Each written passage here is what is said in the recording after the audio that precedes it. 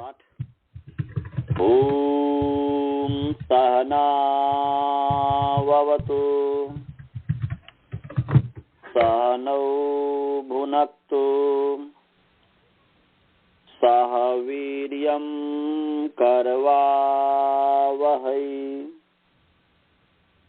तेजस्विनावधीतमस्तु मा विद्विषावहै। ओम शांति शांति शांति।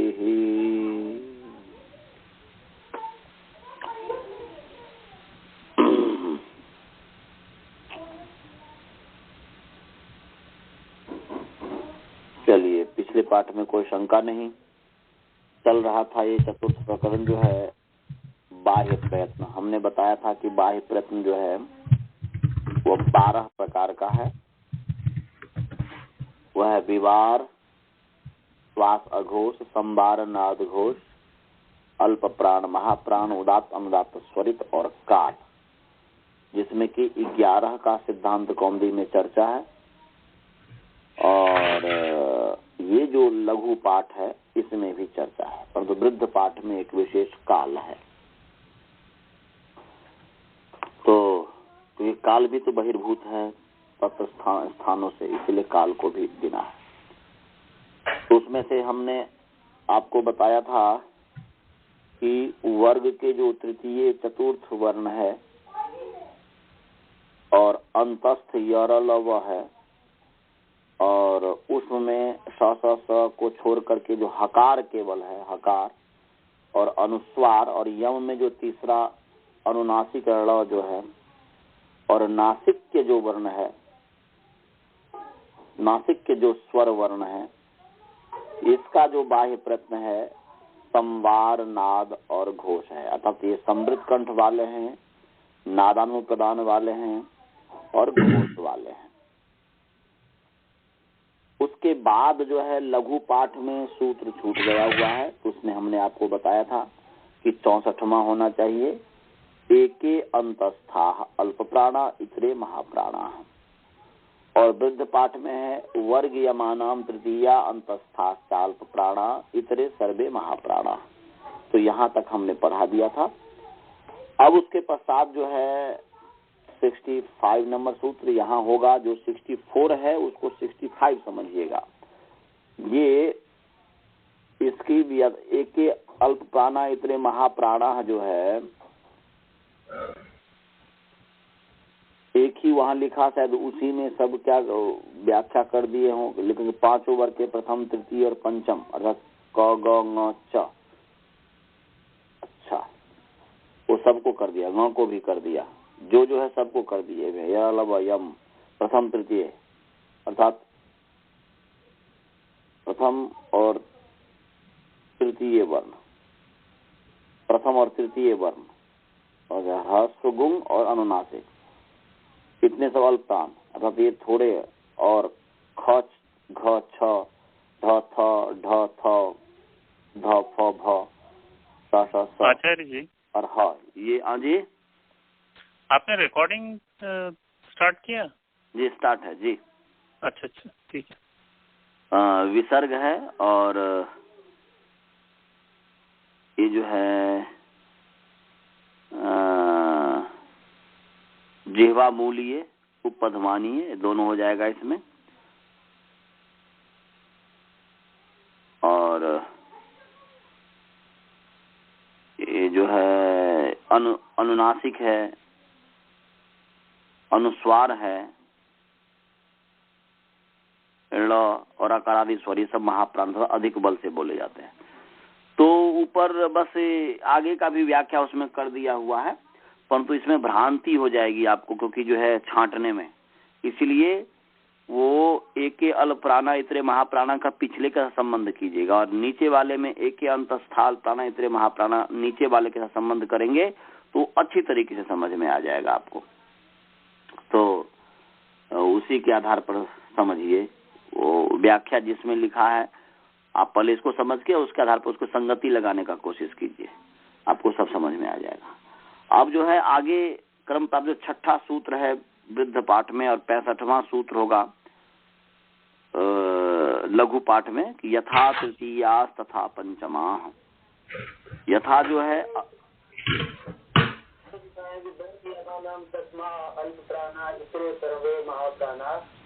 हाँ जी,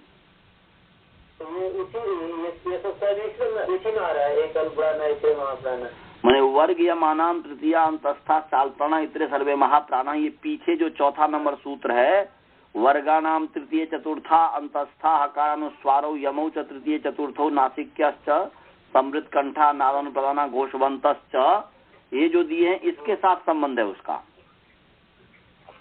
इसमें से छांटिएगा आप।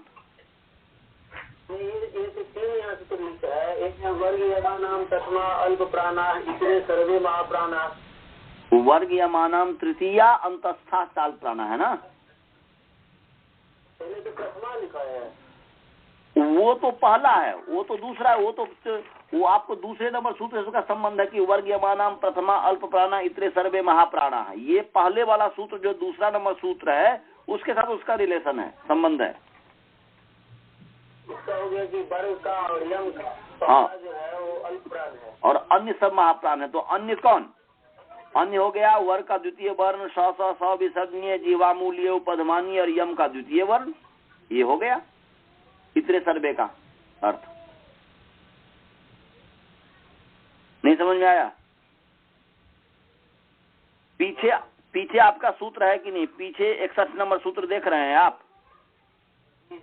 तो उसमें जो है वर्गा नाम प्रथम द्वितीय है, तो उसके साथ इसको जोड़िए ना, वर्ग यमा नाम प्रथमा अल्प प्राणा इतने सर्वे महाप्राणा। अच्छा। तो वर्ग और यमों का पहला, तो वर्ग और यमों का पहला क्या हुआ? क च ट त प, और यम में पहला हो गया ह्रस्व गुण। समझ में आया? और बाकी इसमें जो बच गया, बाकी क्या बच गया पिछले 61 नंबर सूत्र में? और बच क्या गया बताइए? बच गया वर्गों का द्वितीय वर्ण, बच गया स विसर्जनीय जीवा मूल्य उपधमानीय वर्ण, बच गया यम का द्वितीय वर्ण। तो ये जो है महाप्राण वाले हैं। हाँ, इसका जो है 61 से संबंध है।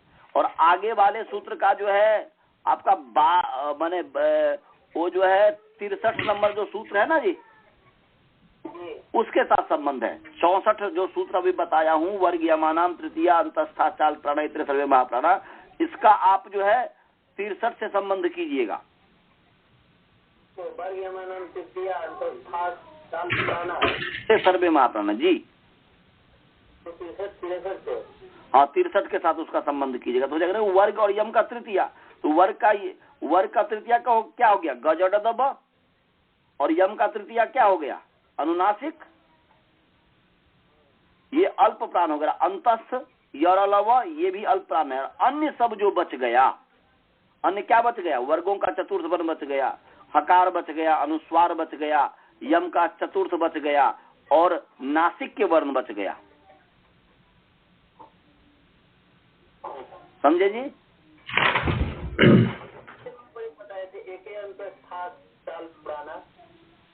एक के अंतस्था चाल प्राणा, वो मैं जो सूत्र जो बनाया अपने तरफ से, वो 62 नंबर सूत्र को देख करके बनाया, जो वर्णोच्चारण शिक्षा में लघु पाठ में जो है उसके आधार पर हमने बनाया।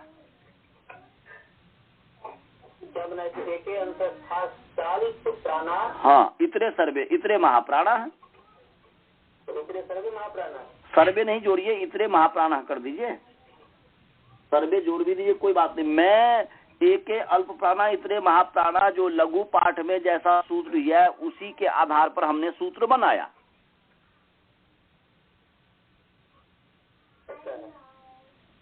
समझ गए? हाँ, अर्थ वही है जो कि यहाँ पर वर्ग यमानाम तृतीया अंतस्था चाल प्राणा इतने सर्वे महाप्राणा का जो अर्थ है वही अर्थ उसका भी होगा। तृतीय चतुर्थ में प्रथम जो है, एक माने प्रथम, तो तृतीय और चतुर्थ वर्ण में जो प्रथम है, पीछे का संबंध है ना जी। तो वर्गा नाम तृतीय चतुर्था है, तो तृतीय और चतुर्थ वर्ण में जो प्रथम है, एक माने प्रथम, तो प्रथम क्या कौन है? तीसरा। और अंतस्थ कौन है? और अलावा और जो बच गया सब महाप्राण हो गया। नहीं समझ में आया? अब इस पर तो विचार करना पड़ेगा जी। आप को एके अंतस्था चाल प्राणा का वही अर्थ है जो अर्थ वर्ग यमानाम तृतीया अंतस्था चाल प्राणा का अर्थ है। बस अंतर इतना ही है कि यहाँ पर स्पष्ट कर दिया, वहां पर एके का मतलब है कि पहला, तो एके का मतलब है कि प्रथम। तो क्या प्रथम? पहले और दूसरे में प्रथम हो गया कचट तप, और तीसरा चतुर्थ में पहला हो गया गजड दब। नहीं समझ में आया?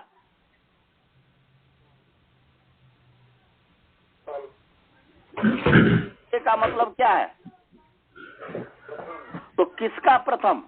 मैं बोलूं कि पहला, हमारे सामने दो है, एक वर्ग का प्रथम और द्वितीय। इस प्रथम और द्वितीय में प्रथम कौन है? कचट तप, पूरा बोलिए ना। कचट तप ये प्रथम है, और मैं बोला तीसरा और चतुर्थ में प्रथम कौन है?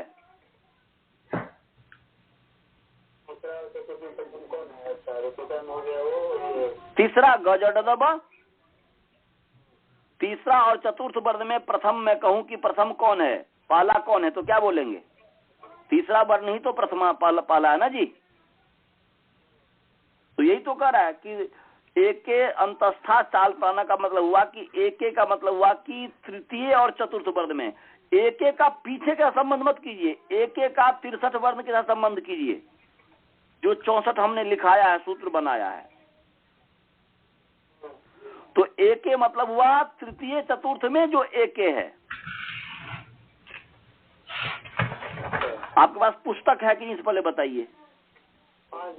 तो पुस्तक है, तो पुस्तक को सामने देखिए ना, 63 के ठीक सामने ये सूत्र लिखिए ना, और 63 के ठीक नीचे सूत्र लिखेंगे तो हो जाएगा एके माने तीसरे चतुर्थ में तीसरा,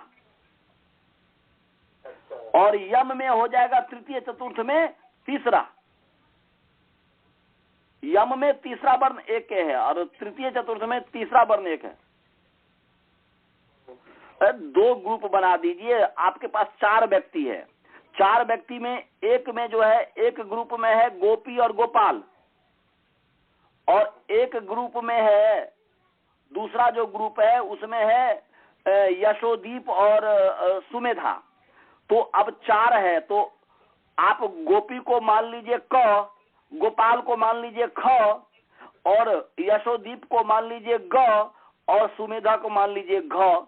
तो अब ये मैं बोलूं कि गोपी गोपाल में प्रथम कौन है, तो क है, और सुमेधा और क्या बोलते यशोदीप और सुमेधा में, तो सुमेधा को, यशोदीप को अपने ग माना, सुमेधा को जो है घ माना। तो यशोदीप और सुमेधा में पहला कौन है,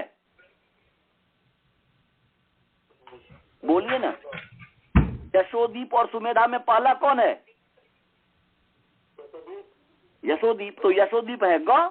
तो ऐसे ही यहाँ पर क ख ग घ में क ख वर्ग के प्रथम और द्वितीय में प्रथम हो गया क, और तृतीय चतुर्थ में प्रथम ग घ में प्रथम हो गया ग। समझ में आ गया? अब कोई शंका नहीं है ना? हाँ चलिए। आचार्य जी एक ये है, ये जो आपने लिखा है एके अंतस्थ अल्प प्राण इतरे महाप्राणा, ये वर्गाणाम तृतीय चतुर्थ अंतस्थ उसके बाद आता है कि पहले आता है? फिर बोलिए। जो पिछले समय आपने दिखवाया था ना, एके अंतस्थ अल्प प्राण इतरे महाप्राणा, हाँ, वो ये वर्गाणाम तृतीय चतुर्थ के बाद आता है। वर्गानाम तृतीय चतुर्थ के बाद ही आएगा ना, तभी तो अर्थ निकल पाएगा, नहीं तो कहाँ निकल पाएगा। हाँ ठीक है, नहीं तो अर्थ का अनर्थ हो जाएगा। वर्गानाम तृतीय चतुर्थांत हकारानुस्वारो यमौ च तृतीय चतुर्थौ नासिक्यश्च संबित कंठा नारायण प्रदाना घोषवंता जो सूत्र है उसके ठीक नीचे आएगा, उसके बाद आएगा, तभी तो हो पाएगा ना। एक का मतलब तृतीय वर्ण। हाँ हाँ। और एक इसमें प्रश्न यह है कि इसमें ये स्वरों के बारे में कुछ बताया नहीं है, सिर्फ जो अपने व्यंजन है और अयोग वा है उसके बारे में ही बताया है। अच्छा आपने प्रश्न किया। वैसे यहाँ पर जो है कि एक तो स्वर के संबंध में नासिक्य जो वर्ण है तो स्वर दो प्रकार का है, समझे जी। हाँ। स्वर जो है दो प्रकार का है, तो स्वर दो प्रकार होने के कारण नासिक्य जो वर्ण हो गया और नासिक्य जो स्वर है वह महाप्राण है। नासिक्य जो स्वर है, क्योंकि स्वर के बारे में नासिक्य का लिया, नासिक्य में तो घोयणनम माने पंचम वर्ग का पंचम वर्ण भी आ जाता है, आ जाता है ना जी। तो पंचम वर्ण आ जाता है, तो आप कहेंगे कि भाई नासिक्य का मतलब हम लेते हैं पंचम वर्ण, ऐसा कह सकते हैं। और ऐसा भी कह सकते हैं नासिक्य का अर्थ आप ले सकते हैं अनुस्वार और यम ड़ को छोड़ करके, क्योंकि अनुस्वार और यम, अनुस्वार वर्ण भी नासिक्य है, अनुस्वार यम नासिक्य पीछे पढ़ करके आप आए हैं कि अनुस्वार भी नासिक्य वर्ण है, यम भी नासिक्य वर्ण है। एक तो ये पढ़ करके आए आप। दूसरा ये भी पढ़ करके आए कि गोयण न मा स्वस्थान नासिका स्थाना, गोयण न पंचम जो वर्ण है यह जो है स्वस्थान वाले और नासिका स्थान वाले हैं, तो वह भी नासिक के वर्ण है। मैं नासिका से जो उद्भव होता है, नासिका से जो बोला जाता है। तो हमारे सामने गोयण न म ये पांच जो वर्ग का जो पंचम वर्ण है वह भी नासिक के वर्ण है, और हमारे सामने नासिक के वर्ण जो है अनुस्वार और यम भी है, और हमारे सामने नासिक के वर्ण स्वर वर्ण भी है। तो हमारे सामने तीन तरीके के नासिक वर्ण हो गए ना जी। तो अब प्रश्न ये है कि यहाँ पर नासिक से कौन सा वर्ण लिया जाए, ये प्रश्न है। तो उसमें से यदि हम नासिक का अर्थ अनुस्वार और यम वर्ण लेते हैं तो इस सूत्र में अनुस्वार को अलग से पढ़ा ही गया हुआ है, पढ़ा है कि नहीं जी। वर्गा नाम तृतीय चतुर्था अंतस्था हकारानुस्वार, तो अनुस्वार पढ़ दिया ना। इसका मतलब है यहाँ पर जो नासिक है इस नासिक का अर्थ अनुस्वार नहीं है। अनुस्वार नासिक के होते हुए भी नासिक से यहाँ जो नासिक का अर्थ अनुस्वार नहीं लिया जाएगा। हाँ, अनुस्वार यदि नहीं पढ़ता अलग से तब नासिक से अनुस्वार का भी ग्रहण होता। समझ में आ गया। अब बच गया यम। तो यम में भी ये कह दिया गया कि यमौच तृतीय चतुर्थो, और ऊपर में कहा, पीछे कहा था यमौच प्रथम द्वितीय। तो यदि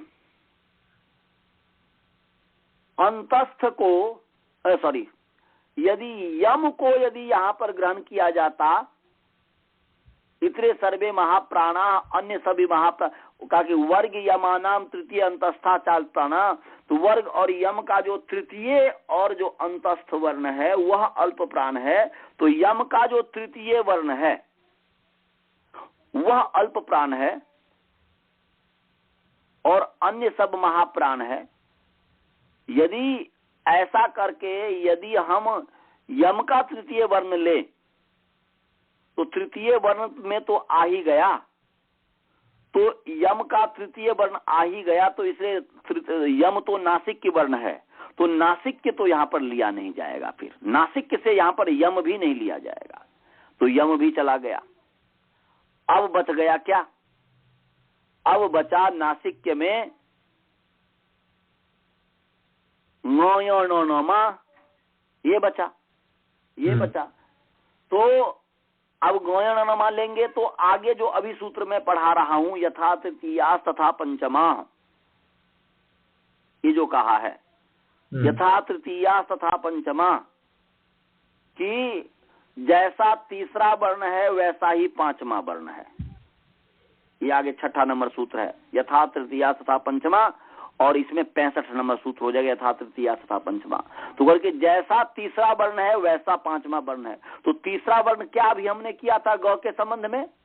गौ के संबंध में कहा था वह समृत है, माने संबार है, नाद है, घोष वाला है, और क्या है, अल्प प्राण वाला है। ये हमने तीसरा कहा था। तो पंचम वर्ण भी अल्प प्राण वाला हो गया, पंचम वर्ण भी जो है अल्प प्राण वाला हो गया। तो गौयणनमा तो पंचम वर्ण अल्प प्राण वाला हो गया। तो जब अल्प प्राण वाला हो गया तो इसका मतलब यह है कि यहां पर जो नासिक से वह भी नहीं लिया जाएगा, गौयणन भी नहीं लिया जाएगा, गौयणनमा भी नहीं लिया जाएगा, क्योंकि वह 6ठा सूत्र में वृद्ध पाठ का जो 6ठा सूत्र है और लघु पाठ का जो यहाँ पर 64 है, पर तो 65 होना चाहिए, इसमें उसको गिन दिया कि यथा तृतीया तथा पंचमा, जैसा तीसरा वैसा पंचमा। तो तीसरा वर्ण जो जो बाह्य प्रयत्न वाला होगा, तीसरा वर्ण का जो जो बाह्य प्रयत्न होगा वही पांचवा वर्ण का होगा। तो तीसरा वर्ण का बाह्य प्रयत्न है संवार, नाद, घोष, अल्प प्राण। तो पांचवा जो वर्ण है उसका भी संवार, नाद, घोष, अल्प प्राण है। तो अब वो भी नहीं लिया जाएगा। तो नासिक से बचा क्या? नासिक से अब क्या बचा बताइए प्रतीक जी, आपसे ही मैं पूछ रहा हूं। ये अनुस्वार लिया नहीं जाएगा क्योंकि यहाँ पर अनुस्वार पढ़ दिया है, यम लिया नहीं जाएगा क्योंकि यम भी पढ़ दिया हुआ है। तो अब बचा क्या?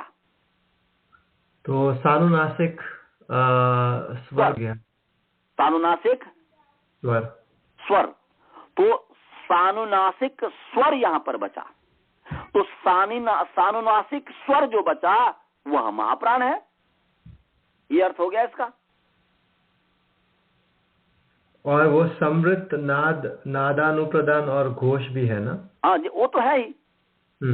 वो तो नासिक के वर्ण संभार, नाद, घोष वाला तो है ही। परंतु यदि आगे जो वर्ग यमानाम तृतीय अंतस्था चाल प्राणा का जो व्याख्या करेंगे तो उसमें जो ये करेंगे तो ये कहेंगे कि ये क्या कहते हैं कि महाप्राण वाले हैं। सानुनासिक जो स्वर है वह महाप्राण वाले हैं, ये कहेंगे।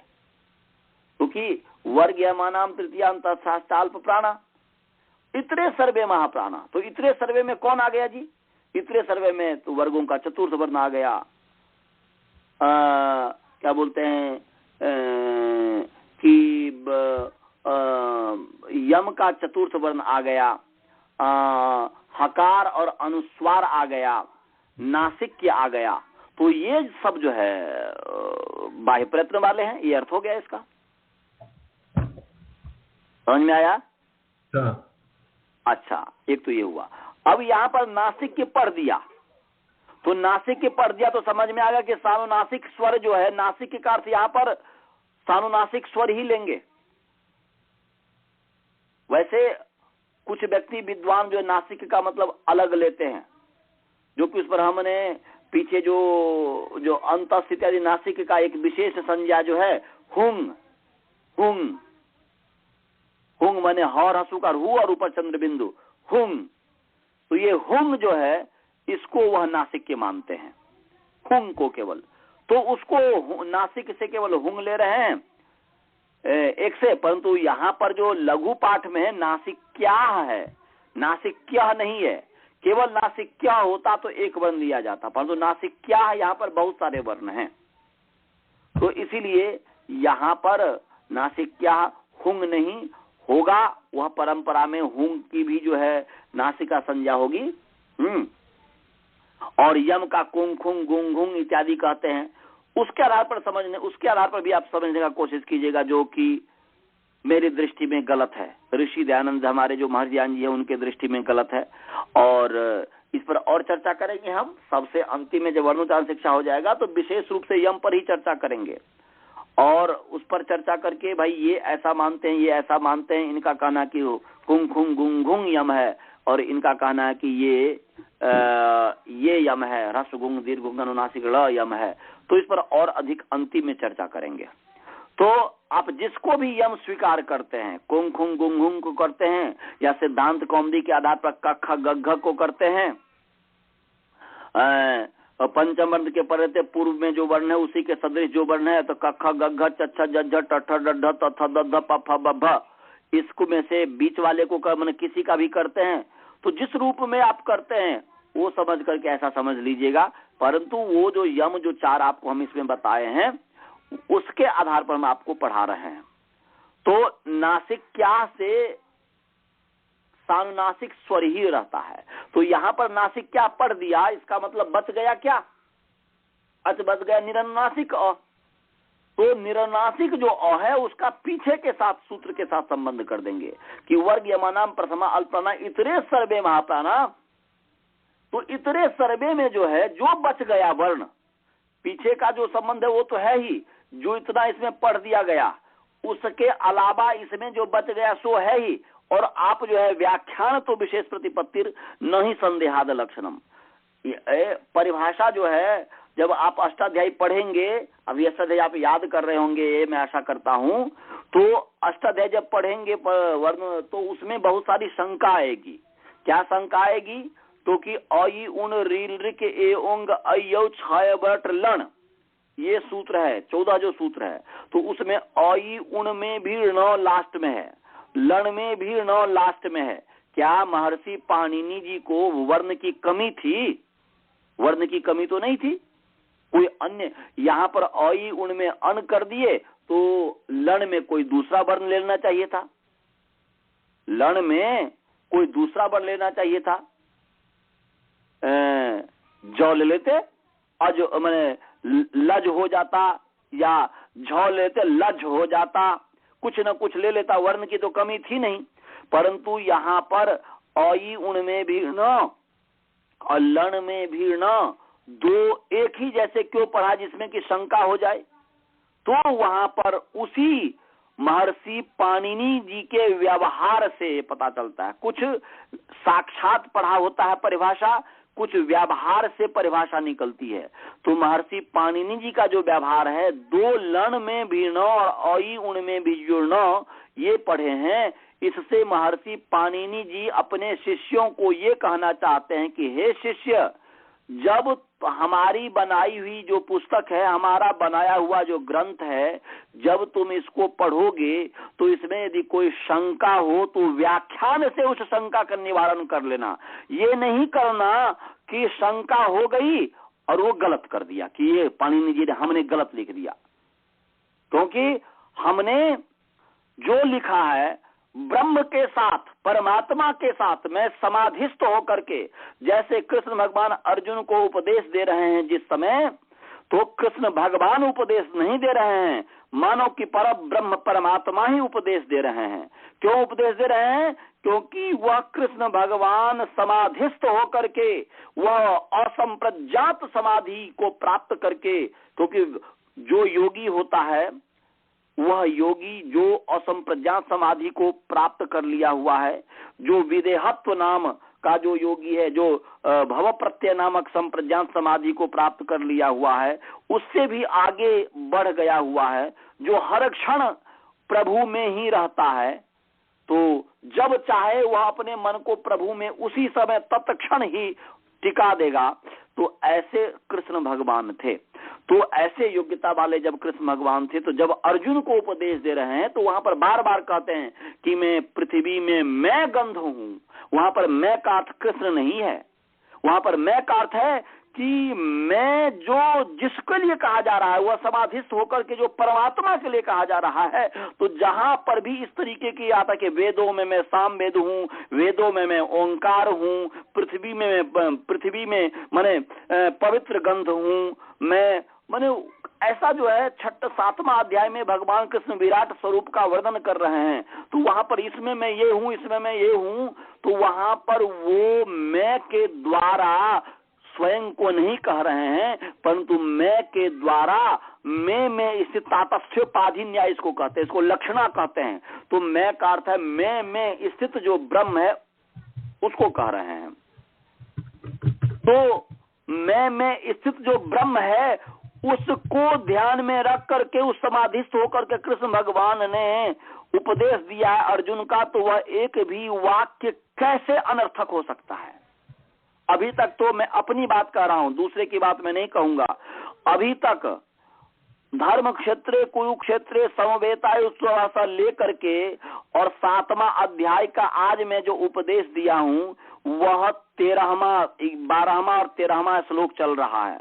कहीं पर भी मुझे वेद से विरुद्ध बात नहीं दिखी, चाहे वह यदा यदा ही धर्मस्य हो, चाहे वह वेदों में सामवेद कहे या पृथ्वी में मैं ये हूं, मैं जलों में मैं रस हूं, इत्यादि इत्यादि की जो बात कर रहे हैं, मुझे भी कहीं पर भी वेद से विरुद्ध बात नहीं दिखा। तो मैं जो कृष्ण भगवान को समझता हूं, हमारे ऋषि दयानंद जी जो कृष्ण भगवान को समझते हैं, वह जिस दृष्टि से समझते हैं और समझ करके वेदानुकूल जो व्याख्या करते हैं, तो वह हमें फिर सिद्धांत से विरुद्ध नहीं दिखता है। तो मैं ये कह रहा था कि उस दृष्टि से अब देखेंगे तो अर्जुन को वो उपदेश दे रहे हैं, वह उनका एक भी वर्ण अनर्थक नहीं हो सकता। ऐसे ही पाणिनि जी समाधिस्थ होकर के, पाणिनि जी समाधिस्थ होकर के वह अपने मुख से शब्दों को निकाल रहे हैं, वर्णोच्चारण को निकाल रहे हैं, वह जो है अष्टाध्यायी को निकाल रहे हैं, तो उनका एक भी वर्ण अनर्थक कैसे हो सकता है? इसलिए महर्षि पतंजलि जी को कहना पड़ा कि जो प्रातः काल ब्रह्म मुहूर्त में उठ करके अपने मुख को पूरब की ओर करके और ब्रह्म में ब्रह्मस्थ होकर के जो अष्टाध्याय का प्रणयन किया हुआ हो, उसका एक भी वर्ण अनर्थक कैसे हो सकता है? ऐसा महर्षि पतंजलि जी का महर्षि पाणिनि जी के प्रति भावना है। एक ऋषि का दूसरे ऋषि के प्रति क्या भावना है सो देखिए, तो उनका एक भी वर्ण अनर्थक नहीं हो सकता। ऐसे ही हर व्यक्ति की बात मैं कहना चाह रहा हूं, जो भी वास्तव में योगी है, मैं उस ढोंगी की बात नहीं करना चाह रहा हूं। जो दुनिया में अपनी प्रतिष्ठा केवल चाहता है उसकी बात मैं नहीं करना चाह रहा हूं, परंतु वास्तव में जो कृष्ण की तरह, दयानंद सरीखे की दयानंद की तरह, महर्षि वेद व्यास जी की तरह, महर्षि मनु की तरह, क्या बोलते हैं, ब्रह्मा विष्णु महेश और शिव की तरह समाधिस्थ होकर के कोई भी व्यक्ति यदि अपने मुख से वाणी को निकालेगा, वह अनर्थक नहीं हो सकता है। उसको केवल समझने की बात है। हाँ, हम उस योग्यता को प्राप्त करके फिर हम देखें कि हाँ यहाँ पर कैसे क्या है। तो महर्षि पाणिनि जी, चाहे ऋषि दयानंद ने, आप इतिहास पढ़ेंगे तो ऋषि दयानंद जी 18 घंटा सत्यार्थ प्रकाश जो उन्होंने लिखा है, 18 घंटा तक समाधिस्थ होकर के और उस परमात्मा के साथ अपने आप को लिंक करके फिर लिखे हैं। उन्होंने जो वेद भाष्य किया है, तो वेद भाष्य में जहां पर भी शंका आती थी तो वह पुस्तक को टटोलते नहीं थे कि इस पुस्तक में क्या लिखा है, उस पुस्तक में क्या लिखा है, उस पुस्तक में क्या लिखा है। वो नहीं, ऐसा नहीं करते थे। वह कमरे में जाते थे, कमरे में जाकर के बैठ जाते थे, समाधिस्थ हो जाते थे और समाधिस्थ हो करके फिर प्रभु से ही प्रश्न पूछते थे कि प्रभु इसका क्या अर्थ होगा, बताओ, यहाँ पर मुझे शंका है। और फिर वहां पर भले ही वह एक ही शब्द हो, भले उनको 1 घंटा लगता हो उसको समाधिस्थ होकर के प्रभु से उत्तर लेने में, तो वह 1 घंटा लगाते थे, वह आधा घंटा लगा, जितना होता था, और ये करके फिर जो है आकर के फिर भाष्य वेद भाष्य लिखा करते थे। तो इस तरीके का उनके जीवन में आया है। वह तो समाधिस्थ में, जब वो तो पढ़ लिए तब की बात है, जब पढ़ रहे थे महर्षि दयानंद जी मथुरा में गुरु बिरजानंद के पास, तो एक बार घटना घटी। एक बार घटना क्या घटी कि भाई गुरुवर बिरजानंद जी का एक वसूल था कि जिसको मैं दयानंद के लिए केवल था, दूसरे के लिए नहीं था। तो दयानंद के लिए केवल था कि दयानंद बुद्धिमान थे, वो जानते थे कि कैसा व्यक्ति है, कैसा विद्यार्थी है। दयानंद के लिए वसूल था कि एक बार जिसको गुरु बिरजानंद पढ़ा देंगे वो दूसरी बार उसको पढ़ाएंगे नहीं। दूसरे बार आप हमसे पूछ रहे हो, इसका मतलब यह है कि आपने जब मैं पढ़ाया उस समय आपने ध्यान से सुना नहीं। तो महाभाष्य जब पढ़ रहे थे तो महाभाष्य में वो एक जगह शंका आ गई, वह जो है सुन तो रहे थे ध्यान से, परंतु शंका आ गई। जब शंका आ गई तो उस समय गुरुजी से पूछा कि गुरुजी इसकी संगति मुझे नहीं लग पा रही है, क्या करूं? तो उन्होंने इतना डांटा, बोला कि मैं बता ही नहीं सकता तुम्हें दूसरी बार, जाओ तुम सोच के आओ कैसे जो है ये बना, हमने तुमको बता दिया है, मैं दूसरी बार नहीं बताऊंगा। अब मुश्किल हो गई। अब जो है वो गए जहां वह ध्यान करते थे, वह एक टूटा सा मंदिर था, वो जो गुफा की तरह था, उसमें 3 दिन तक वह बैठे रह गए मेडिटेशन में, भूखे प्यासे। 3 दिन तक वहीं उस गुफा में बैठे रहे। 3 दिन तक पढ़ने के लिए नहीं आए, 3 दिन तक गुफा में बैठे रह गए। तीसरे दिन में जाकर के समाधिस्थ जब थे, तीसरे दिन में जाकर के उनको आंख मूंदे हुए हैं और गुरु बिरजानंद सामने बैठा हुआ है और वह गुरु बिरजानंद पढ़ा रहा है ऋषि दयानंद को। वो तीसरे दिन में जाकर के उनको उठा, जा ये तो है। तो कहने का अभिप्राय कि 3 दिन तक समाधिस्थ होकर के और फिर जो गुरु बिरजानंद ने जो कुछ पढ़ाया था उनको उपलब्ध किया। तो कहने का अभिप्राय यह है कि ये जो मैं आपको उदाहरण दे रहा हूं, इसलिए उदाहरण दे रहा हूं कि ऋषियों के मुख से जो ऋषित्व पद को प्राप्त किया हुआ, आज तो हर व्यक्ति ऋषित्व अपने आप को ऋषि कहता है। महर्षि रमन भी अपने आप को महर्षि कहते हैं, महर्षि अरविंद भी अपने आप को महर्षि कहते हैं, क्या बोलते हैं, महर्षि योगेश जो अपने आप को, सब महर्षि केवल टाइटल लगे। स्वामी रामदेव जी के आगे महर्षि, योगाचार्य, क्या क्या क्या ये लगा हुआ है।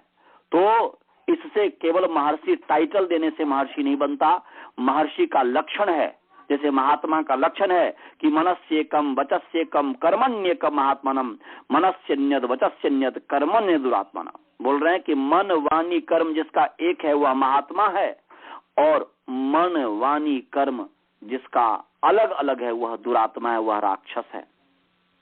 ऐसे ही आप जब निरुक्त को पढ़ोगे तो निरुक्त को पढ़ने के बाद ऋषि किसको कहते हैं वो आपको समझ में आएगा।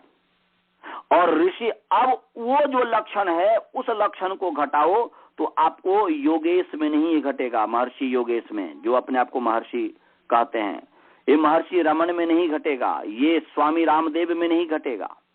तो कहने का अभिप्राय है कि जो भी महर्षि हैं, जो भी योगी हैं, उनके मुख से निकला हुआ पे वैसे ही नहीं कह देना चाहिए कि ये क्या है, क्या लिख दिया गया। तो ऐसे ही यहाँ पर भगवान पाणिनि जी ये बताना चाह रहे हैं कि 2 नकार मैं इसलिए जान करके पढ़ा हूं, मेरा एक भी वर्ण अनर्थक नहीं है, मैं इसलिए जान करके पढ़ा हूं कि तुम्हें ये पता चले कि क्यों पढ़ा हूं, इससे आगे क्या होने वाला है। इसलिए पहली परिभाषा, सबसे पहली परिभाषा है कि व्याख्यान तो विशेष प्रतिपत्तिर न ही संदेहाद लक्षणम, व्याख्यान से विशेष का ज्ञान कर लो, संदेह करने से तुम सूत्र को गलत मत समझ लेना। केवल संदेह मात्र से सूत्र लक्षण अलक्षण नहीं हो जाता है, अनुस्थापक नहीं हो जाता है, गलत नहीं हो जाता है, ये कह रहे हैं। ऐसे ही उसी महर्षि पाणिनि का तो ये भी है, वर्णोच्चारण शिक्षा भी है। तो महर्षि पाणिनि ने जो इस तरीके का किया तो हमें व्याख्यान से समझ लेना चाहिए कि वहां पर नासिक क्या है, तो नासिक के माने सानुनासिक हो गया तो बच गया निरनासिक, तो वह यहाँ पर निरनासिक का भी ग्रहण हो जाएगा। अन्य सर्वे महाप्राण का हो जाएगा कि चाहे वह सानुनासिक स्वर हो चाहे वह निरनासिक स्वर हो, सब महाप्राण से बोले जाते हैं। और इसीलिए महर्षि जी ने यहाँ पर व्याख्या कर दी है कि अकार आदि जितने भी स्वर हैं ये सब महाप्राण है, सब अधिक बल से बोले जाते हैं। अब समझ में आ गया जी? इसमें भी और कोई शंका है? प्रतीक जी? हाँ आचार्य जी, नहीं कोई शंका नहीं है। अच्छा जी। अनंत जी, आपको पूरा समझ में आ गया? जी आचार्य। राजभल्ला जी, आपको समझ में आ गया? आ गया जी। कुलदीप जी आपको समझ में आया? हाँ आचार्य जी। सुमन जी आपको समझ में आया? हमको ये तो समझ में आ गया, परंतु एक ये है जो नासिक के वर्ण है, क्या कहते हैं, स्वर वर्ण नासिका अक्षर वाले होते हैं। वो है आगे आएगा। इधर सुनिए, अभी तो इतना ही समझिए, आगे आने वाला है। स्वर का दो भेद है, स्वर दो प्रकार का है। एक सानुनासिक स्वर है और एक निरनुनासिक स्वर है। एक स्वर है जो नाक से बोले जाते हैं, एक स्वर है जो नाक से नहीं बोले जाते हैं। एक बार आपको मैंने वर्णोच्चारण शिक्षा शुरू से अंत तक पढ़ा दिया हुआ है, तो वहां पर आकार 18 प्रकार का है, ये आपको हमने पढ़ाया होगा। तो आकार जो 18 प्रकार का है, तो कैसे एक और 18 भेद हो गया? तो एक औ के 18 भेद इसलिए हो गए कि 9 सानुनासिक है उदात्त अनुदात्त स्वरित के आधार पर, और ह्रस्व दीर्घ प्लूत के आधार पर। तो एक अ उदात्त अनुदात्त स्वरित, ऐसे ही दीर्घ आ उदात्त अनुदात्त स्वरित, ऐसे प्लूत अ उदात्त अनुदात्त स्वरित तो 9 हो गया। ऐसे सानुनासिक अ ह्रस्व अ उदात्त अनुदात्त स्वरित, दीर्घ आ उदात्त अनुदात्त स्वरित और प्लूत अ उदात्त अनुदात्त स्वरित, तो 9 18 हो गया। तो स्वर दो प्रकार के होते हैं, सानुनासिक स्वर और निरनुनासिक स्वर।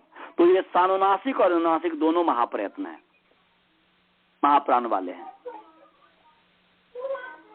अब समझ में आया? हम केवल ये पूछना चाह रहे थे कि ये जो स्वर वर्ण है, ये नासिका स्थान वाले है, तो पिछले सूत्र में कहीं नहीं आया है? ओहो, पिछले सूत्र में कैसे आएगा ये वर्ण? पिछले सूत्र में ये वो आगे जो नासिक के वर्ण है, वह नासिक माने स्वर भी नासिक के वर्ण है। मैं ये कह रहा हूँ, नासिक के वर्ण 3-4 प्रकार के हैं। पंचम वर्ण भी नासिक के वर्ण है। ये कहाँ बताया कि नासिक के वर्ण? नासिक के अष्टाध्याय जब पढ़ेंगे ना, तो अष्टाध्याय में लिखा है कि मुख नासिका वचनो नासिका।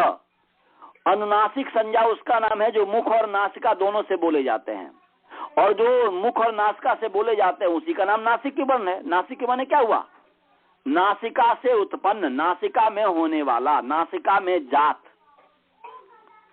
तो नासिक के वर्ण जो है अनुस्वार भी है, नासिक के वर्ण जो है यम भी है, नासिक के वर्ण जो है सानुनासिक स्वर भी है, और नासिक के वर्ण जो है पंचम वर्ण भी है।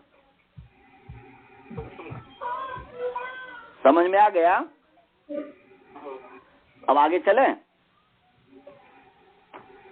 आगे है यथा तृतीया तथा पंचमा। ये भी मैंने व्याख्या कर दिया इसी के साथ कि जैसा तीसरा वर्ण वैसा पांचवा वर्ण। तीसरा वर्ण जो है, तीसरा वर्ण जो है, तो तीसरा वर्ण क्या है? तीसरा वर्ण है संभार नाद घोष अल्प प्राण। ऐसे ही पंचम वर्ण भी हो जाएगा संभार नाद घोष अल्प प्राण। अब आगे, इसके आगे जो सूत्र है वह है वृद्ध पाठ में 7वां और लघु पाठ में 66 होगा।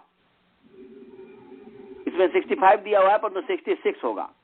तो है आनुनासिक्यम एषाम अधिको गुणः, ये बताया। ऊपर जो कहा था यथा तृतीया तथा पंचमा, जैसा तीसरा वर्ण है वैसा पांचवा वर्ण, ये जो कहा गया, तो भाई केवल संभार नाद घोष अल्प प्राण जो है वो तो है ही, और नासिक के वर्ण है।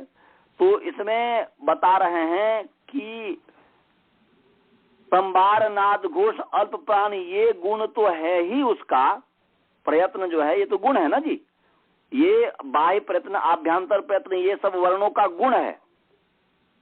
तो संभार नाद घोष अल्प प्राण ये 4 तो है ही गुण इन वर्णों पंचम वर्ण का, परंतु एक और अधिक गुण है। वह क्या है? आनुनासिक के गुण है, अर्थात नासिक के गुण है। इसलिए मैंने कहा था कि गय नम ये नासिक के वर्ण है। तो अनुनासिक एषाम अधिको गुण है, बने एषाम पंचमा नाम वर्णानाम, एषाम पंचमा नाम वर्णानाम अनुनासिक्यम अधिक गुण अस्ति। ये जो पंचम वर्ण है इसका अनुनासिक के ये अधिक गुण है। समझ में आ गया जी? नासिका से विशेष बोला जाता है, इसलिए अनुनासिक के हो गए, नासिक के वर्ण हो गया। समझ में आ गया सभी को? हाँ जी। अब आगे चलिए जी। अब उसके बाद इसमें नहीं है लघु पाठ में, परंतु वृद्ध पाठ में है, लिखेंगे। लिखिए, कादयो मावसाना स्पर्शा। लिखिए, कादयो मावसाना स्पर्शा। कादयो मावसाना स्पर्शा। लिखिए, कादयो मावसाना स्पर्शा। लिख लिया? जी मैं बोल रहा हूँ, कादयो मावसाना स्पर्शा। लिख लेंगे तो बोल देंगे, क्योंकि फिर आगे फिर पढ़ाना है। हाँ, कादयो मावसाना स्पर्शा। आप लोग लिख लिए जी? जी। हाँ, आपने लिख लिया सुमन जी? कादयो मावसाना स्पर्शा लिख लिए? हाँ, तो कादया प्रथमा व्यक्ति बहुवचन है, मावसाना प्रथमा व्यक्ति बहुवचन है, स्पर्शा प्रथमा व्यक्ति बहुवचन है। मावसाना कादया में समास है, क आदि येषाम ते कादय। क आदि अवयव है जिन वर्णों का वो कादी हो गया, माने क ख ग से लेकर के प फ ब भ म तक, क से लेकर के म तक का नाम है कादी। क ख ग घ ङ च छ ज झ य ट ठ ड ढ ण त थ द ध न प फ ब भ म, इसका नाम है कादी। और मावसाना का मतलब है माने कादया, तो क आदि ये शाम, तो इन सबका माने आदि में क इसलिए कादी होगा, पकार से लेकर के ककार से लेकर मकार पर्यंत तक।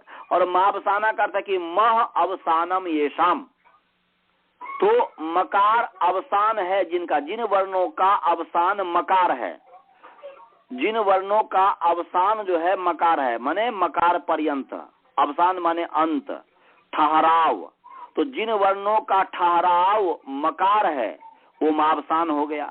तो माने कादया जैसे ककार से लेकर मकार तक था, ऐसे ही मावसाना का अर्थ है ककार से लेकर के मकार। माने कादया जिसको कह रहा है, मावसाना का, कादया का जो अर्थ है मावसाना का भी वही अर्थ है। तो आप कह सकते हैं कि मावसाना पढ़ाई क्यों, तो कादया कहते, मावसाना नहीं कहते तो यौर लवव को भी ले लिया जाता, क्योंकि कादी में सबके आदि में क है, इसीलिए यौर लव और श इसको हटाने के लिए मावसाना यहाँ पर पढ़ा। तो अब हो गया कादयो मावसाना का अर्थ हुआ कि ककार से लेकर के मकार पर्यंत तक। स्पर्शा, ये स्पर्श वर्ण है, माने इसका नाम स्पर्श है। आगे है नमा नंबर, यादयो अंतस्था। लिखिए, यादयो अंतस्था, नमा नंबर सूत्र, यादयो अंतस्था। यादयो के बाद एस का चिन्ह दीजिए और फिर अधा नौ अत स संयुक्त त और स थ संयुक्त आकार विसर्ग, यादयोन्तस्था, यादयोन्तस्था। फिर मैं बोल रहा हूं, यादयोन्तस्था, यादयोन्तस्था। लिख लिए सुमन जी? आप लोगों ने लिख लिया जी? जी जी। तो यादयः, यादयः प्रथमा व्यक्ति बहुवचन है, अंतस्था ये प्रथमा व्यक्ति बहुवचन है। यादयः का मतलब कि य आदि ये शामते यादयः, ये बहुब्री समास होगा। तो यादयः मतलब यर लव, क्योंकि श आगे कहा है शादयः ऊष्मानः, जो कि यहाँ पर दिया है शादय 66 नंबर सूत्र दिया है। तो यादयो अंतस्था माने यर लव, ये अंतस्थ वर्ण है। अंतस्थ इसलिए है क्योंकि ये मध्य में स्थित है। किसके मध्य में स्थित है? स्पर्श और ऊष्म के बीच में स्थित है, इसलिए इसका नाम अंतस्थ है। पीछे कहा स्पर्श, आगे कहा ऊष्माण, आगे कहेंगे तो स्पर्श और ऊष्म के बीच में स्थित है, इसलिए इसका नाम अंतस्थ है। एक तो ये है। दूसरा कहते हैं कि स्वर और ऊष्म के बीच में स्थित है, माने स्वर और स्पर्श हो गया। स्वर तो पीछे आया ही और स्पर्श है ही, तो स्वर और ऊष्म जो है, स्पर्श जो है, दोनों एक हो गया, इसको ले लिया और फिर जो है ऊष्म हो गया इसके बीच में। परंतु स्वर और ऊष्म के बीच में तो स्पर्श वर्ण भी है और अंतस्थ वर्ण भी है। तो आप बोलेंगे कि स्पर्श भी अंतस्थ हो गया क्या? तो हम कहेंगे कि स्पर्श वर्ण तो पहले नाम दे दिया गया, जब नाम दे दिया गया तो इसलिए फिर उसको दोबारा नाम देने की आवश्यकता नहीं है, क्योंकि स्पर्श से ही उसका व्यवहार चल जाएगा। इसलिए अंत तो बच गया, क्या बच गया? यर ल व, तो इसलिए यर ल व का नाम अंतस्थ है। स्वर और ऊष्म के बीच में यर ल व है, स्पर्श होते हुए भी उसका नाम स्पर्श दे दिया गया है, इसलिए उसका नाम अंतस्थ नहीं होगा। हम जब भाई हमें जो चीज नहीं आ रहा होता है, जिस चीज की जब जिज्ञासा होती है, वह जिज्ञासा जब शांत हो जाती है, जब कोई प्रश्न होता है तो वह शांत हो जाता है, तो उसके प्रति उस तरीके की ये नहीं होता, बस शांत हो गया। तो ऐसे ही हमें क ख ग घ से क से लेकर के मकार पर्यंत तक का हमें जिज्ञासा उसमें शांत हो गया, इसलिए उसको फिर अलग नाम हो इसकी कोई ऐसी बात है ही नहीं, कोई विशेष काम है ही नहीं। जहाँ विशेष काम होता है इसलिए दो नाम दिया जाता है। तो यहाँ पर जो है स्पर्श जब हट गया तो अंतस्थ बीच में जो हो गया वह क्या कहते हैं कि यर ल व वर्ण हो गया, इसलिए अंतस्थ का मतलब यर ल व हुआ कि अंतस्थ माने अंते तिष्ठति अंतस्थ या अंतः तिष्ठति अंतस्थ। तीसरा इसका समाधान, अंतस्थ क्यों इसको कहते हैं? अंतस्थ इसको इसलिए कहते हैं क्योंकि ये स्वर और व्यंजन के बीच का है। स्वर और व्यंजन, जैसे कहते हैं ना जी, नपुंसक क्या होता है? न स्त्री है न पुरुष है, स्त्री और पुरुष दोनों के बीच का है। उस नपुंसक में स्त्रीत्व जब गुण आ जाता है तो हम कह देते कि भाई स्त्री जाति वाला है, और नपुंसक में जो पुरुषत्व का गुण आ जाता है तो उसको कह देते हैं पुरुष जाति वाला है। तो जैसे नपुंसक जो व्यक्ति होता है उसमें स्त्रीत्व गुण हुआ तो हम स्त्री की तरफ उसको मान लें, और पुरुष के गुण आया तो पुरुष की तरफ मान ले, वह बीच का है, न स्त्री है न पुरुष है। ऐसे ही यह स्वर और व्यंजन के बीच में स्थित है, मानो नपुंसक है।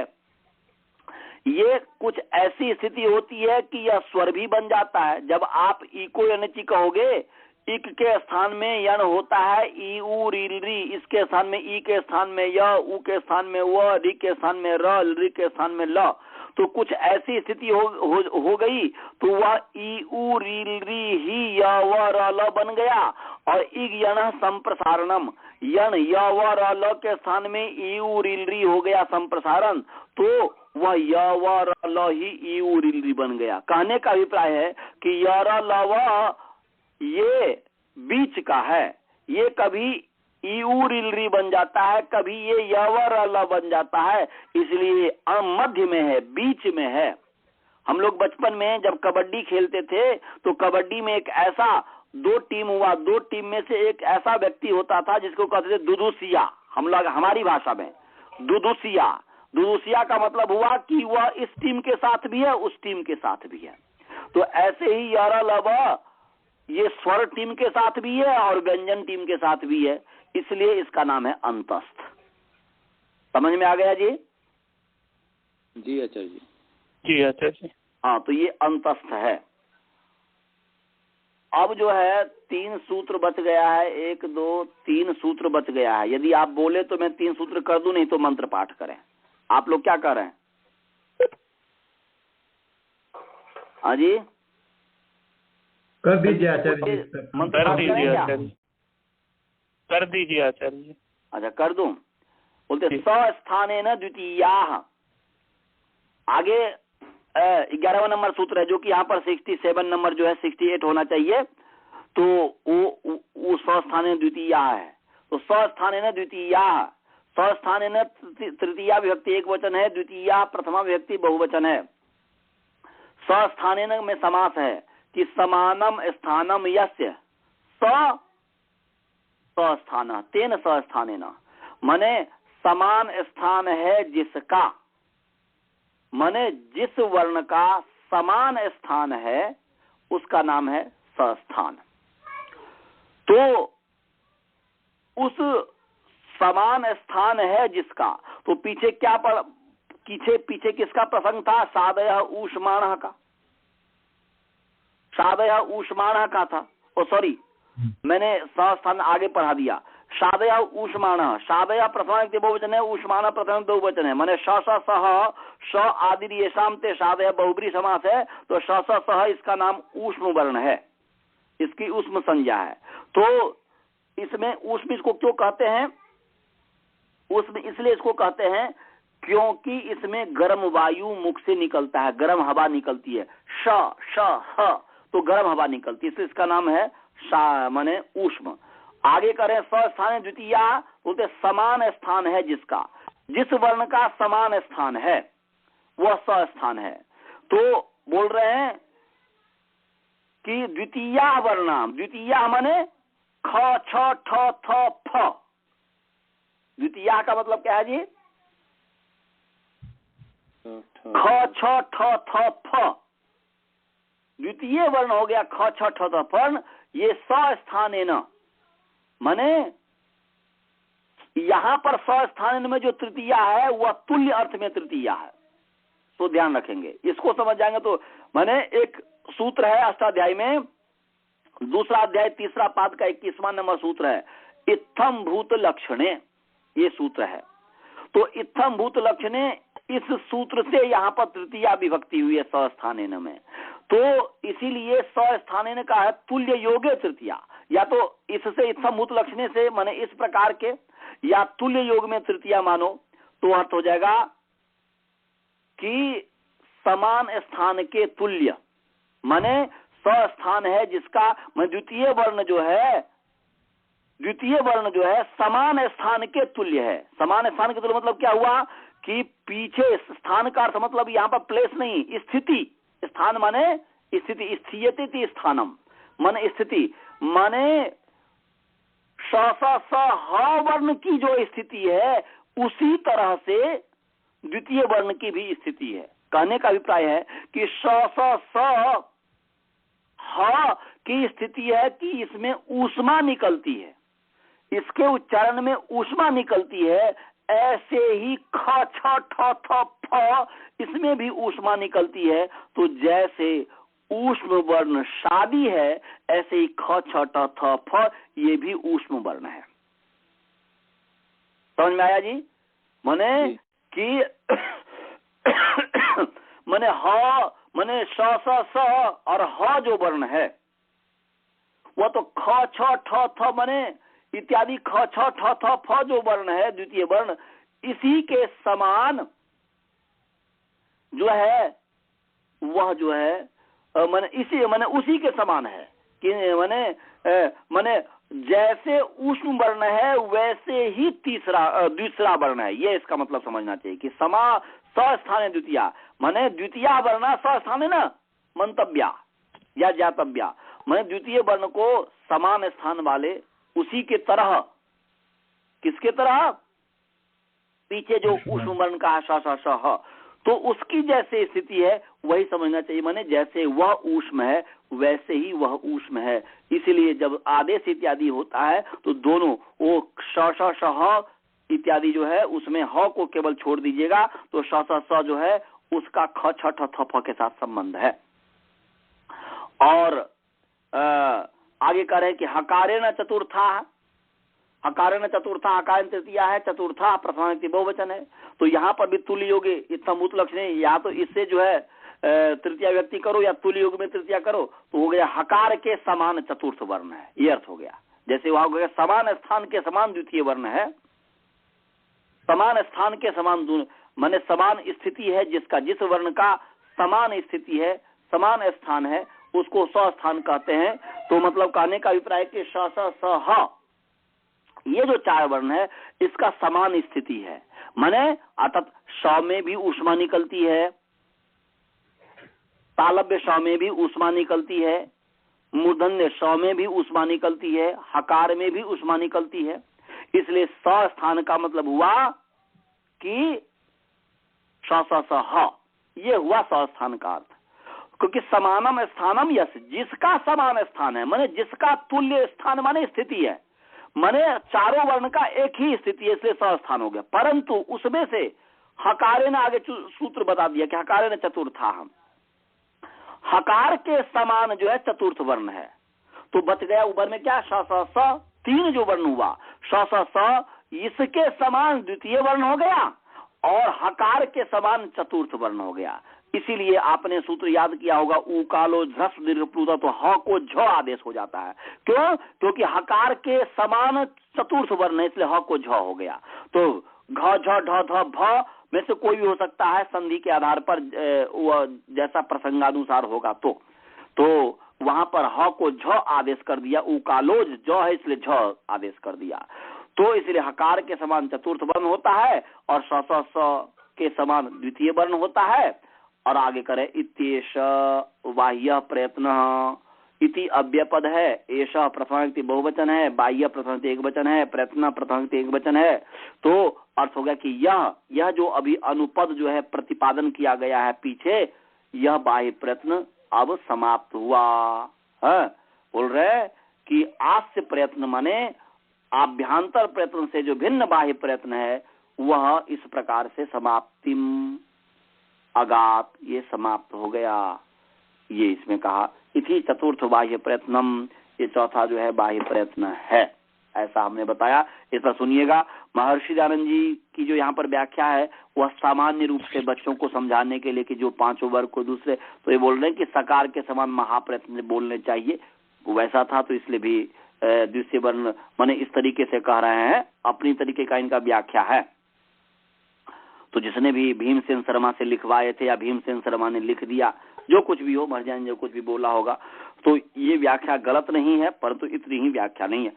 मैं जब आपको परीक्षा लूंगा तो मैंने जैसे बड़ा पढ़ाया है उस तरीके से, सस्थान का अर्थ क्या है कभी मैं पूछ सकता हूँ, सस्थान माने सस्थान में समास बताइए, ये भी बता दूंगा कि समास बताते हुए सस्थान किसका नाम है उसको बताइए। उसमें ये भी मैं प्रश्न पूछ सकता हूँ कि सस्थान में स्थान का क्या अर्थ है बताइए।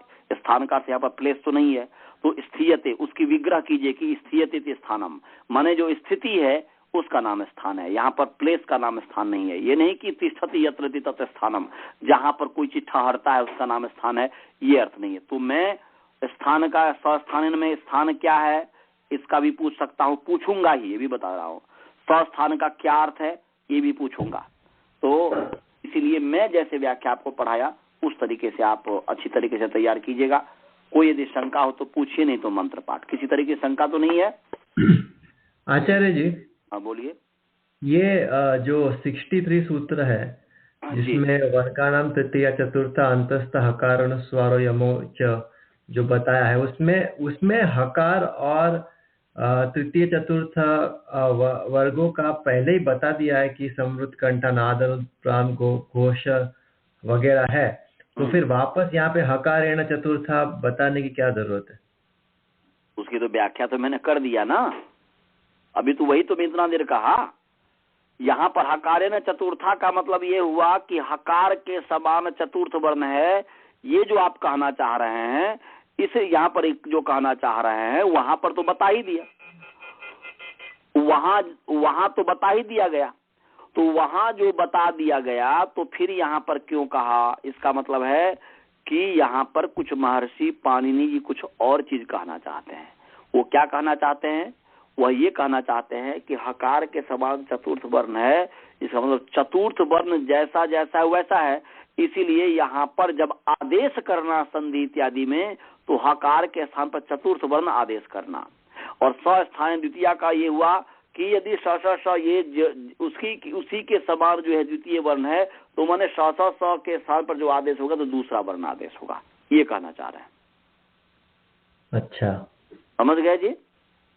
हाँ, इस संधि नियम के लिए ये मतलब ये है, नहीं तो व्यक्ति को शंका न हो जाए कि ह के स्थान पर क्या आदेश करेंगे। उकालो झ्रस्व दीर्घ प्लुतः, तो ह है, ह को हम क्या आदेश करें? वो कहा कि जौ के साथ संबंध तो ह का है, तो ह के स्थान पर तो कोई भी चीज आदेश हो सकता है, जौ भी हो सकता है, कुछ भी हो सकता है। तो कहेंगे नहीं, हकारेण चतुर्था, हकार के समान चतुर्थ वर्ण है, इसलिए ह के स्थान पर तो चतुर्थ वर्ण झ ही होगा, क्योंकि जौ च छ ज ज झ, वो जौ और कोई दूसरा वर्ण नहीं होगा। समझ गए जी? तो आपने आचार्य जी बताया था अष्टाध्याय में जो एक सूत्र, मुझे याद नहीं एग्जैक्टली आपने क्या बताया, जो एक बताया था सूत्र आपने अष्टाध्याय का, याद नहीं आ रहा है मुझे अभी। तो वैसे ही ये द्वितीया के लिए भी कोई ऐसा सूत्र है जो संधि नियम में आता है? हाँ हाँ आता है ना, वो आता है। द्वितीय वर्ण जो है जैसे स के स्थान पर ख आदेश हो जाता है, छ आदेश हो जाता है। जैसे छोटी सस के स को छ आदेश हो गया ना जी, वो अष्टाध्यायी का सूत्र है सस छोटी। तो देखिए ना, जैसे हमने कहा कि तत् शिष्य, तत् माने सह शिष्य अत्र आगच्छति। क्या है जी? सह शिष्य अत्र आगच्छति, वह शिष्य यहाँ पर आ रहा है। तो स और शिष्य का जब समास करेंगे, स चासौ शिष्य, तो वहां पर क्या करेंगे? तत्शिष्य, तत् मूल है और शिष्य है, तो पहले त को छ है, इसके लिए तत् को च हो जाएगा, त को च हो जाएगा, इसको सुना सुसु से। और इसके पश्चात में शिष्य है तो श को क्या आदेश हो? तो वहां पर छ आदेश हो जाएगा। स स्थान है द्वितीया, वहां पर स के स्थान पर क्या आदेश हो? तो द्वितीय वर्ण आदेश हो। तो द्वितीय वर्ण च के साथ संबंध वाला छ है, इसलिए तत्शिष्य, मेरा शिष्य। तो मेरा शिष्य का हो जाएगा मम शिष्य। अब इसमें समास करेंगे तो हो जाएगा मत है तो को हो जाएगा मच्छ, और उसमें तो मच्छिष्य, ऐसा समास करेंगे तो मच्छिष्य, मेरा शिष्य। तो वहां पर स को छ हो गया ना। अच्छा, समझ में आया जी? हाँ, एक ही उदाहरण काफी है, उससे और सब समझ लेना कि ऐसे ही होगा। प्रसंगानुसार आएगा तो तुरंत याद आ जाएगा। अभी आपने पूछा, मेरे मस्तिष्क में आ गया तत्शिष्य मच्छिष्य, हाँ, तो सस छोटी से स को मैंने छ हो गया। तो ऐसे ही स को और भी हो सकता है आदेश, ख इत्यादि भी आदेश हो सकता है, जो भी है। तो इसीलिए मैं कहता हूं, कभी मैं कहा होगा कि परमात्मा का मुख्य नाम ओम ही है। क्यों है, इस पर मैं अगले सप्ताह व्याख्या करूंगा। होना चाहिए, समझ में आना चाहिए कि ओम कैसे प्रत्याहार है, कैसे ही जो है स स स ह और इसका कैसे अलग से अस्तित्व कोई नहीं है, यह इसी के अंतर्गत आ गया। आप समझ गए, इस पर विचार करके लाइएगा कि म ही अंतिम वर्ण क्यों है। ओम में म अंतिम वर्ण है और अ आदि वर्ण है और उ बीच का वर्ण है। स्वर का माने स्वर का अंतिम वर्ण है उ, आदि वर्ण है और व्यंजन का अंतिम वर्ण है म। तो ये ओम एक प्रत्याहार है और ओम के अंदर में ही परमात्मा के सभी नाम क्यों आ जाते हैं, ओम ही परमात्मा का मुख्य नाम क्यों है, इस पर आप सभी को मैं एक होमवर्क दे रहा हूं कि अब आपको, क्योंकि जो ये मैं बाह्य प्रयत्न जो पढ़ा दिया, इसके बाद आपके अंदर वो शक्ति आ जानी चाहिए कि ओम एक प्रत्याहार क्यों है और ओम ही परमात्मा का मुख्य नाम क्यों है, शिव इत्यादि परमात्मा का मुख्य नाम क्यों नहीं है। इस पर आप चिंतन करके लाइएगा, और उसके बाद यदि हो जाएगा तो ठीक है, नहीं होगा तो हम बताएंगे। तो मंत्र पाठ करते हैं। ओम पूर्णमदः पूर्णमिदं पूर्णात् पूर्णमुदच्यते पूर्णस्य पूर्णमादाय पूर्णमेवावशिष्यते। ओम शांति शांति शांति। चलिए जी, नमस्ते आचार्य जी। नमस्ते। नमस्ते जी।